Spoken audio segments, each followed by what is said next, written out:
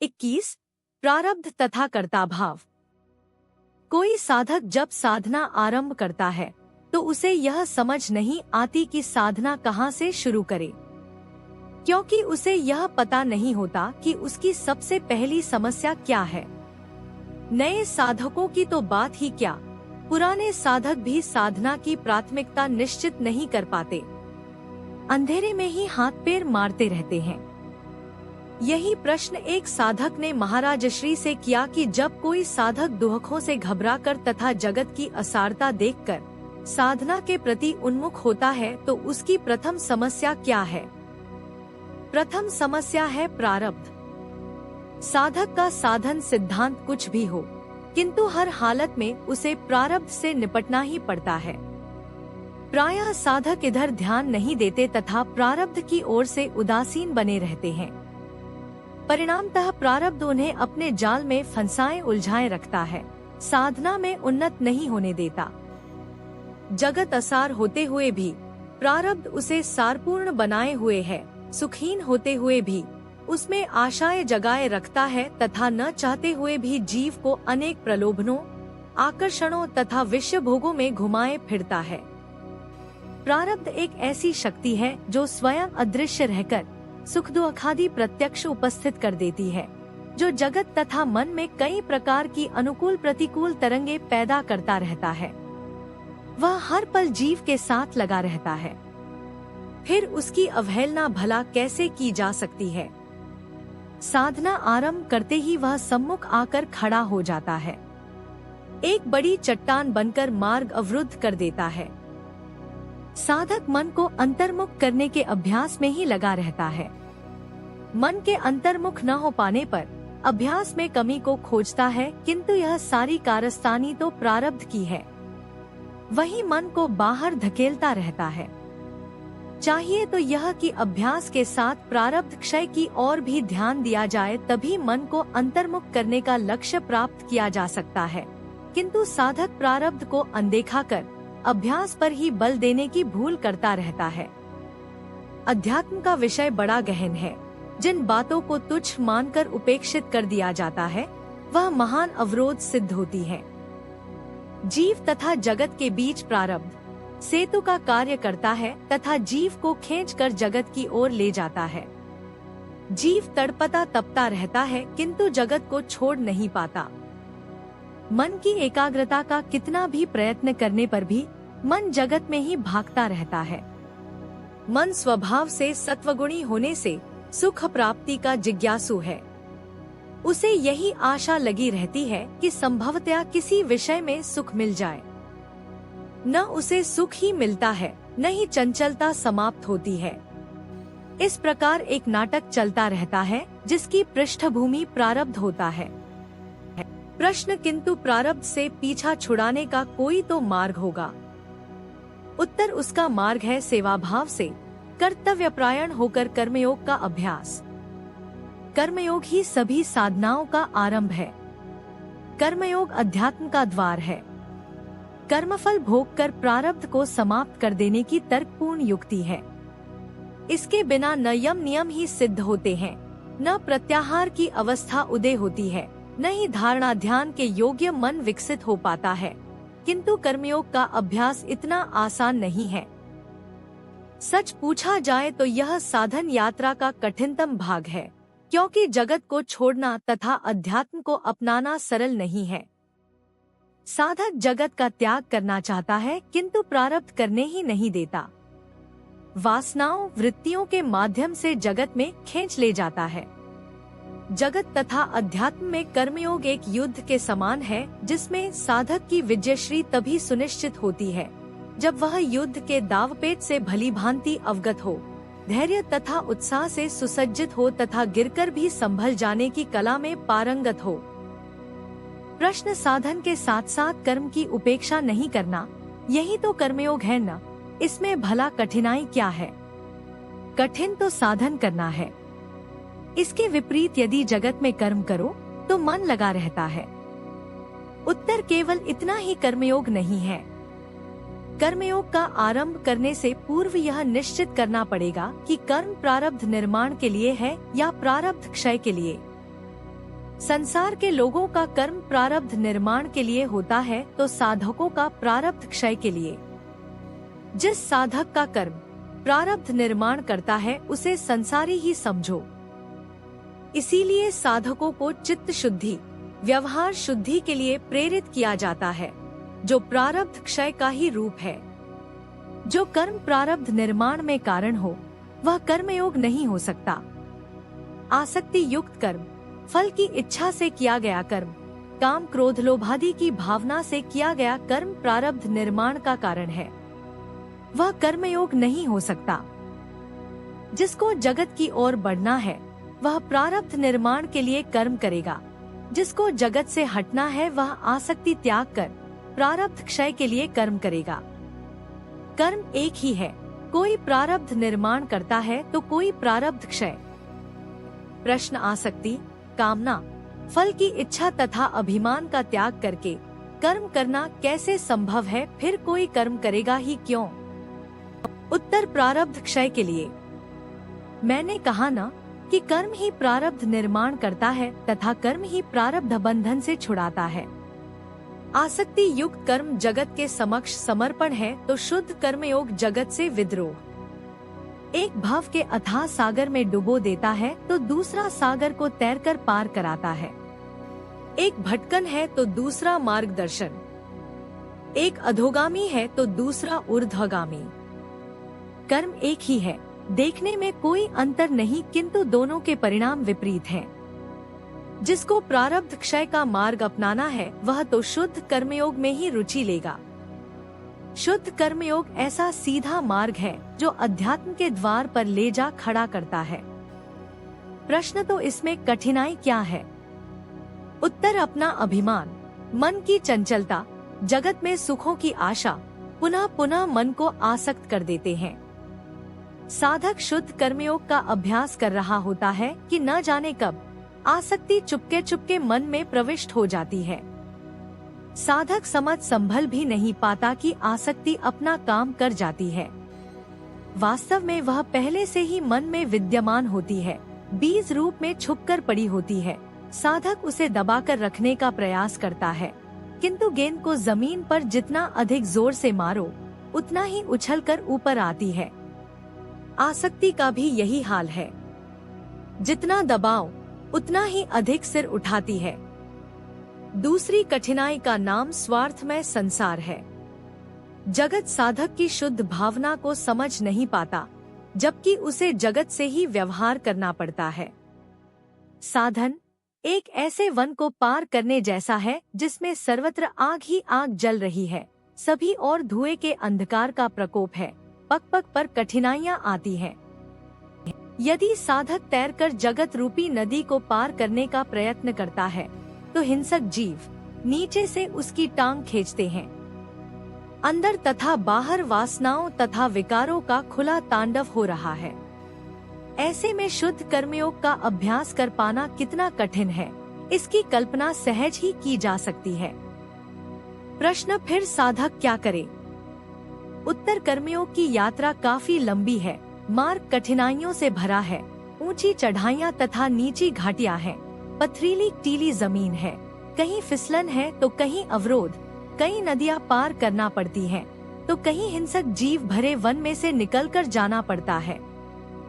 साधक कई बार गिरेगा तो कई बार भटक जाएगा, कई बार अंधेरी रात उसे वन में अकेले रहकर ही काटनी पड़ेगी, कई बार चोर डाकू उसे लूट कर ले जाएंगे, कई बार भूख प्यास का सामना करना पड़ सकता है, शरीर तथा मन पर घाव सहन करने पड़ सकते हैं। उसके लिए कितने धैर्य की आवश्यकता है। इस यात्रा को पूरा करने के लिए दृढ़ निश्चय चाहिए, सहनशीलता चाहिए, अपने आप पर संयम, निर्भयता तथा बुद्धि की स्थिरता चाहिए। इस पर मैंने कहा, महाराज जी, आपके विषय के प्रस्तुतिकरण के ढंग से मुझे जीवन की एक घटना याद आ रही है। उन दिनों मैं नांगल में रहता था। बीच बीच में हिमाचल प्रदेश के पहाड़ों में एकांतवास या भ्रमण के लिए निकल जाया करता था। इसी प्रकार एक बार भ्रमण के लिए गया। पहाड़ों में पगडंडी का कोई निश्चित मार्ग तो होता नहीं। गांव का एक व्यक्ति मेरे साथ हो लिया। जब वह मुझसे अलग होने लगा तो दूर पहाड़ की चोटी पर खड़ा बरगद का एक वृक्ष दिखाकर बोला कि उस वृक्ष तक चले जाना, वहां से रास्ता दूसरी ओर नीचे उतरेगा। उस रास्ते पर 2 मील के करीब जाने पर वह गांव आ जाएगा जहां आपको जाना है। यह कहकर वह व्यक्ति तो चला गया और मैं उस वृक्ष की ओर बढ़ लिया। जब वृक्ष के पास पहुंचा तो देखा कि उस वृक्ष के दूसरी ओर एक नहीं 3-4 रास्ते उतरते थे। अब कौन से रास्ते पर जाना? मैं दुविधा में पड़ गया। कोई व्यक्ति भी आता जाता दिखाई नहीं देता था। 10-15 मिनट रुका रहा किंतु कोई व्यक्ति नहीं आया। अंततः जैसी समझ आई, एक रास्ते पर हो लिया, चलता ही गया। होश उस समय आई जब मैंने अपने आप को एक घने वन में पाया। न आगे कोई मार्ग था, न पीछे ही लौट सकता था, क्योंकि रास्ता कोई था ही नहीं। सुनसान स्तब्ध जंगल। अंततः एक और मुंह उठाकर चल दिया। कभी कोई भयानक सी आवाजें आती थी तो कलेजा कांप उठता। एक पहाड़ी नाले को पार करते समय पांव फिसल गया तो नाले में गिर गया। सारे कपड़े भीग गए। कोई हिंसक पशु मिला तो नहीं, पर मन में भय अवश्य बना था। कोई 1.5 घंटा भटकने के बाद जंगल समाप्त हुआ तो छोटी छोटी झाड़ियों से ढकी जमीन पर मानव पांवों के निशान दिखे। उन निशानों के सहारे मैंने चलना शुरू किया। अंत में बकरियां चराता हुआ एक लड़का मुझे मिला। मैंने उससे गांव का पता पूछा किंतु वह मेरी भाषा नहीं समझता था। गांव का नाम लेकर इशारे से उसे समझाया तो उसने एक और हाथ उठा दिया। वहां मुझे पता चला कि मार्ग भटकना क्या होता है। ऐसा अनुभव हिमाचल प्रदेश में भ्रमण करते कई बार हुआ। ऐसी ही यात्रा कुछ कर्मयोग की भी होगी। पग पर संकट, पग पर फिसलन, आकर्षण तथा भटकाव। महाराज श्री बोले, इससे भी कहीं कठिन तथा अत्यंत लंबी। यह तो केवल भौतिक स्तर पर ही है, किंतु कर्मयोग की यात्रा में भौतिक तथा मानसिक दोनों स्तरों पर संकट फिसलन है। बाहर भी, अंदर भी। वास्तव में जीव पहले अंतर में गिरता भटता है, फिर बाहर। प्रश्न क्या ऐसा है कि पहले कर्मयोग का अभ्यास करके प्रारब्ध को समाप्त कर लिया जाए, तत्पश्चात साधना की जाए। इस प्रकार मनुष्य कर्मयोग में ही कब तक उलझा रहेगा? उत्तर नहीं, नहीं। कर्मयोग का अभ्यास करने का यह अर्थ कदापि नहीं कि इस अभ्यास के साथ साधना करो ही नहीं। कर्मयोग तथा साधना साथ साथ ही चलते हैं। दोनों एक दूसरे के पूरक तथा सहायक हैं। कर्मयोग से मन को बाहर से अंदर धकेलना तथा साधना से मन को अंदर से अंदर खींचना, यही क्रम है। उद्देश्य दोनों का मन को अंतर्मुखी करना ही है। इस प्रकार साधक कर्मयोग का भाव मन में स्थापित करके साधना करे। कर्म में नहीं, भाव में अंतर होता है। भाव के अनुरूप ही कर्म का स्वरूप निश्चित होता है। जिसका भाव शुद्ध है, प्रथम तो उससे कोई अशुभ कर्म होता ही नहीं। यदि हो भी जाए तो भाव तो शुद्ध ही होता है। सेवा भाव से कर्म करना कर्मयोग का एक रूप है। कर्तव्य बुद्धि से कर्म दूसरा रूप है। भगवान का काम समझकर करना, भगवान को कर्म का फल अर्पण कर देना, भगवान के लिए कर्म करना, यह सभी कर्मयोग के ही विभिन्न स्तर एवं स्वरूप हैं। कामना रहित कर्म या अनासक्त कर्म भी कर्मयोग की उच्च अवस्थाएं हैं। भगवान को कर्ता तथा स्वयं को माध्यम बनाकर कर्म करना भी कर्मयोग का एक प्रकार है। जो जिस स्तर तथा भाव का साधक होता है, उसी के अनुरूप उसका कर्मयोग होता है। प्रश्न, इसके पश्चात और भी कोई समस्या है क्या? उत्तर हाँ, इसके पश्चात दूसरी समस्या का नाम है कर्तापन का अभिमान। यह अभिमान झूठा है, मिथ्या है, फिर भी यह प्रारब्ध निर्माण में मुख्य भूमिका निभाता है। कर्तापन का भाव ही जगत व्यवहार में सशक्त सूत्रधार है। अस्तित्व विहीन होते हुए भी महाबलशाली है तथा शक्ति विहीन होते हुए भी प्रत्येक इंद्रिय का संचालक बना बैठा है। यह एक ऐसा तथाकथित तत्व है जिसके माध्यम से जीवत्व प्रकट होता है। वह एक ऐसे व्यक्ति के समान है जिसकी सारी जमा पूंजी केवल अभिमान ही है। जिस प्रकार शक्ति में क्रिया शक्ति है, उसी प्रकार मिथ्या अभिमान में मिथ्या कर्ता भाव है। यह मरुस्थल में भासित इंद्रसभा के समान है, जिसका आधार केवल कल्पना है। प्रारब्ध तथा कर्ता भाव जब दोनों काल्पनिक तथा मिथ्या हैं, फिर दोनों में संबंध कैसा? किंतु इन दोनों का अस्तित्व भी अनुभवगम्य है तथा संबंध भी अटूट बना हुआ है। जिस प्रकार इंद्रधनुष प्रतिबिंब मात्र है किंतु उसमें रंग भी दिखाई देते हैं, जिस प्रकार सिर पर छाता सा तना हुआ दिखाई देता है किंतु हजारों मील भी उड़कर आकाश में जाया जाए तो कुछ भी हाथ नहीं आता, इसी प्रकार प्रारब्ध का भी अस्तित्व नहीं है किंतु फिर भी भोगना पड़ता है। कर्ता भाव भी भाव मात्र ही है किंतु सारे जगत को नचाए फिरता है। यहाँ हमें यही मानकर चलना पड़ता है कि जब तक इन दोनों का अनुभव बना रहता है तब तक इनका अस्तित्व भी है तथा परस्पर संबंध भी। कर्ता भाव आसक्ति तथा राग द्वेष की भावना से पनपता तथा पुष्ट होता है। राग द्वेष पुष्टि के साथ जगत में सत्यता की प्रतीति भी बढ़ती जाती है। इच्छित वस्तुओं को प्राप्त करने तथा अनिच्छित वस्तुओं को परे हटाने की लालसा भी बलवती होती जाती है। तब जीव आसक्ति तथा रागद्वेष की भावना से युक्त होकर कर्म करता है। उसका अहम चैतन्य से गिरकर चित्त में आ जाता है तथा चैतन्य को अपनी शक्ति तथा गुण मानने लगता है, जिससे उसमें कर्ता भाव पैदा होता है। उसकी इंद्रियों के माध्यम से जो भी क्रिया होती है शक्ति के द्वारा ही होती है, किंतु मिथ्या अभिमान के कारण वह स्वयं कर्ता बन बैठता है। जब तक शक्ति द्वारा क्रियाओं का अनुभव था तब तक न कोई अभिमान था न प्रारब्ध। जैसे ही क्रियाओं में कर्ता भाव का समावेश हो जाता है वहीं अभिमान भी उभर आता है तथा संस्कारों के रूप में स्मृतियां भी अंकित हो जाती हैं। यह केवल भावनात्मक काल्पनिक है, किंतु जीव इस भाव तथा इसी कारण संचित स्मृति चिन्हों से जन्म जन्मांतर तक नहीं उभर पाता। प्रारब्ध एवं कर्ता भाव दो ऐसे लुटेरों की तरह हैं, जिनकी एकता तथा परस्पर सामंजस्य अभूतपूर्व है। दोनों मिलकर जीव के मन की शांति तथा सुखचैन का हरण कर लेते हैं।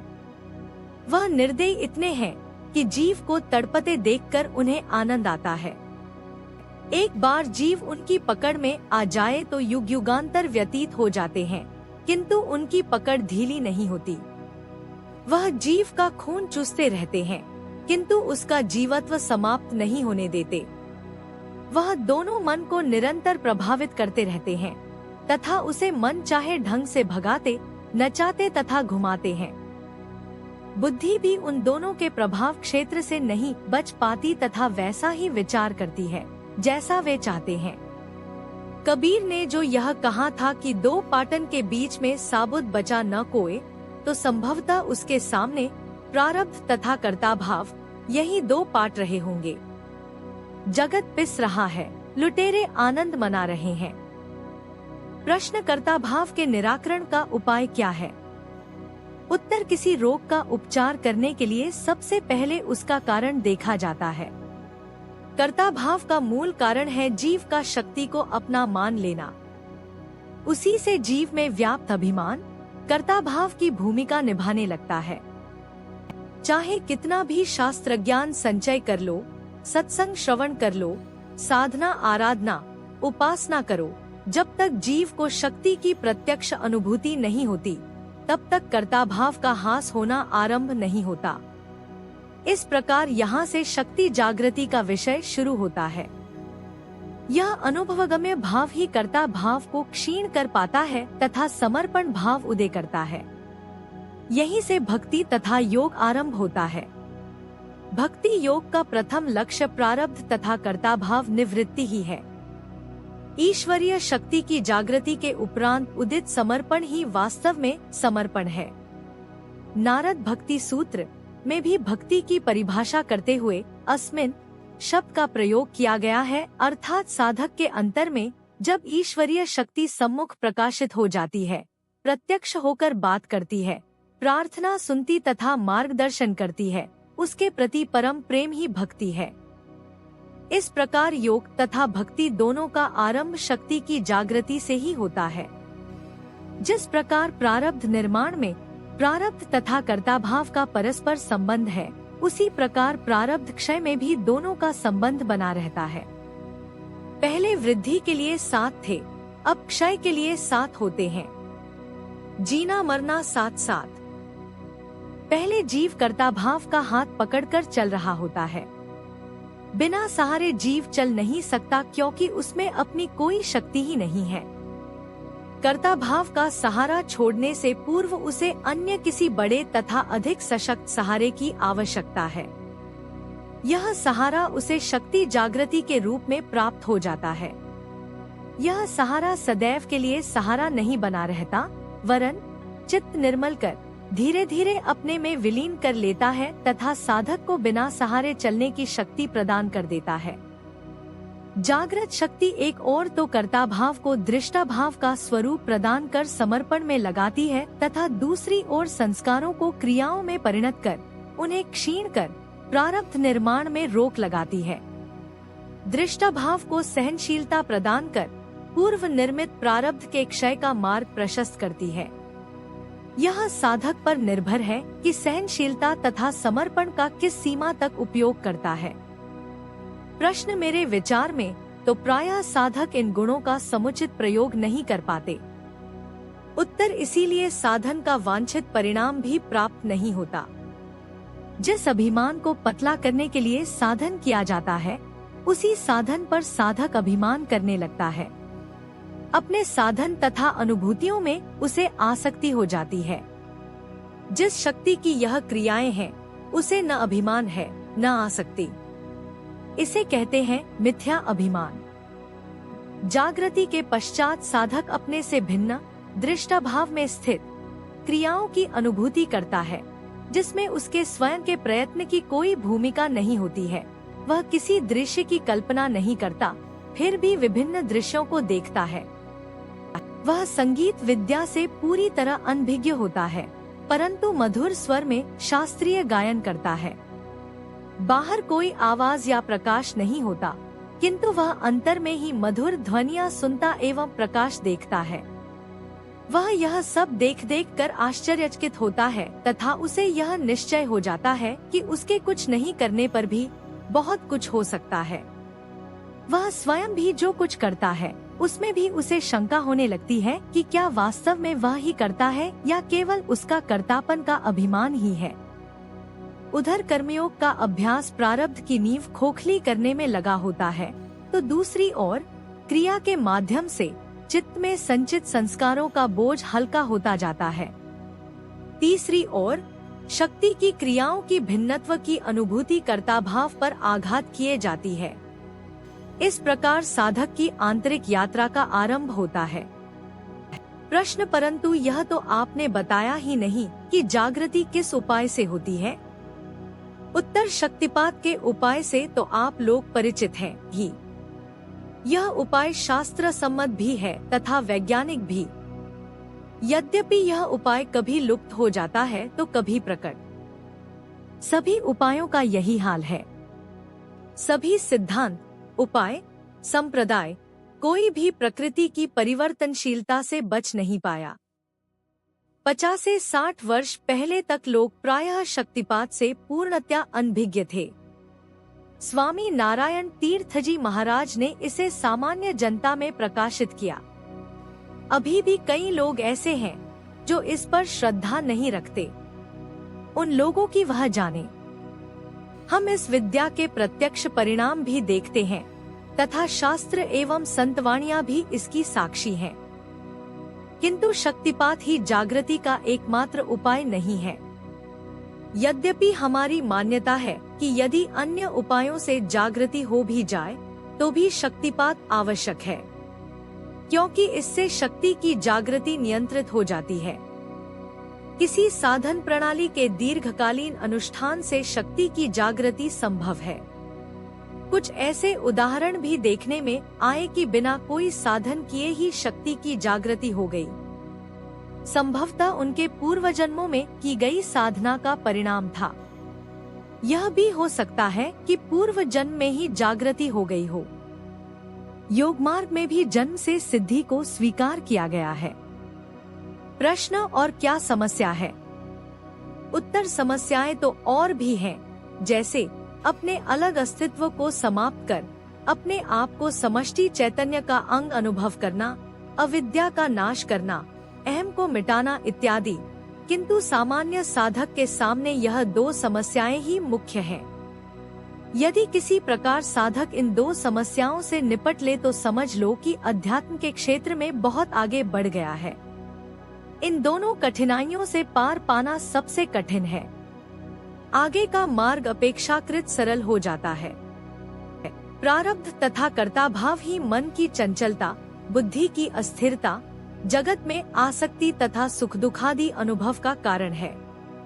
यही दोनों वासना की दलदल में जीव को ऐसा उलझाते हैं कि वह लाख प्रयत्न करने पर भी निकल नहीं पाता।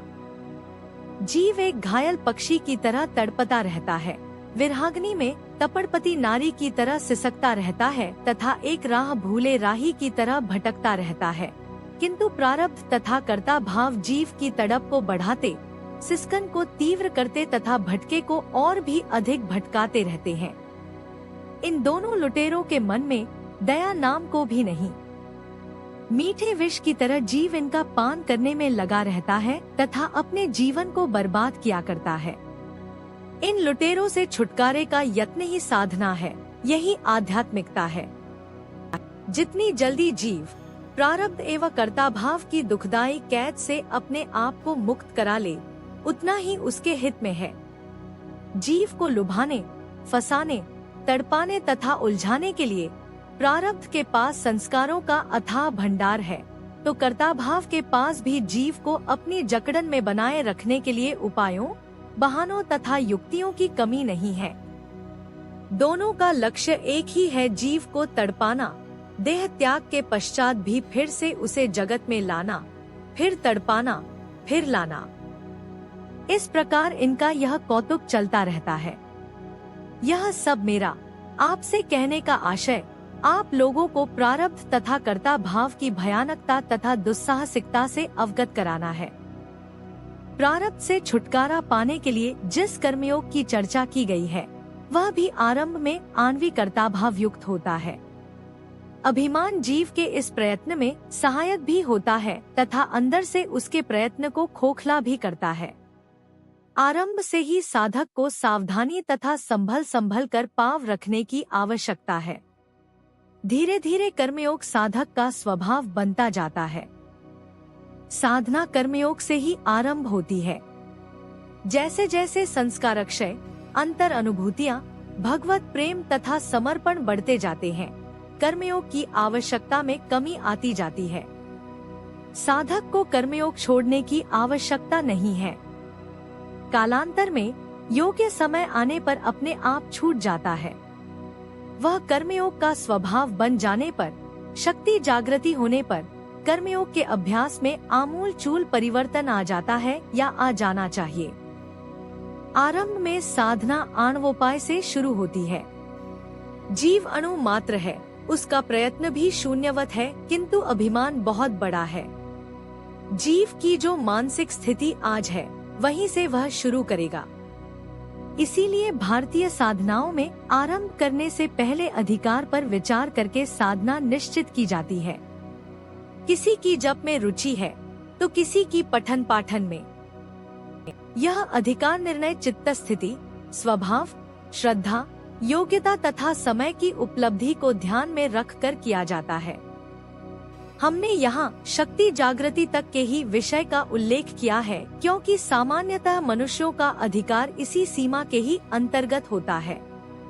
बहुधा साधक अधिकार की उपेक्षा कर उच्च साधनों से आरंभ करते हैं तथा जगत से निवृत्ति परायण होने का बलपूर्वक प्रयत्न करते हैं। वह न निवृत्ति में ही टिक पाते हैं न प्रवृत्ति ही निभा पाते हैं। अतः साधक के लिए उत्तम यही है कि वह क्रमक्रम से एक एक पड़ आगे बढ़ाए, पक्की जमीन पर पाँव रखे तथा एक पाँव टिक जाने पर ही दूसरा पाँव उठाए। शक्ति जागृति के पश्चात साधना का आधार बदल जाता है। साधना साधन का रूप ले लेती है, जिसका आधार अभिमान के स्थान पर शक्ति की क्रियाशीलता हो जाता है। इससे कर्मयोग का स्वरूप भी सर्वथा बदल जाता है। आणवोपाय से उठकर उसका स्तर शाक्तोपाय में प्रवेश कर जाता है। चलना या नहीं चलना साधक के हाथ में है। यदि शिष्य साथ नहीं दे तो गुरु भी क्या कर सकता है। इस मार्ग पर चलने के लिए शिष्य को सर्वस्व त्याग के लिए तैयार रहना चाहिए। दीपक स्वयं को जलाकर ही प्रकाशित होता है।